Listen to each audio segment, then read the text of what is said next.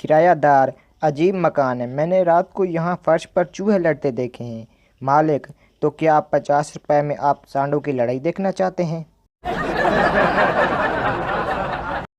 पहला नशई, मेरे पेट में दर्द हो रहा है, जाकर मेरे लिए 60 दर्द की गोली ले आओ।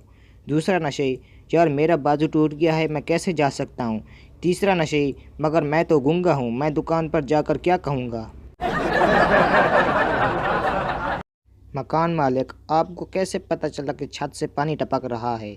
नबीनाए किराएदार, जनाब मैं छत के नीचे बैठा लस्सी पी रहा था। इस लस्सी के प्याले को ख़त्म करने में मुझे तकरीबन 2 घंटे लग गए। गाड़ी का मालिक, टायर कैसे पंक्चर हो गया? ड्राइवर, जनाब टायर एक शीशी पर चढ़ गया था। मालिक, तुम्हें शीशी नज़र नहीं आई थी क्या? ड्राइवर, जी नहीं, वो उस आदमी की जेब में थी जो गाड़ी के नीचे आया था। कंजूस आदमी नौकर से, मैंने तुम्हें वो भैंस दी जो 1 साल पहले मर गई थी। कंजूस की बीवी, जो उससे भी ज़्यादा कंजूस थी, बोली, तुम उससे वो वाला घोड़ा क्यों नहीं दे देते जो 2 साल पहले गुम हो गया था?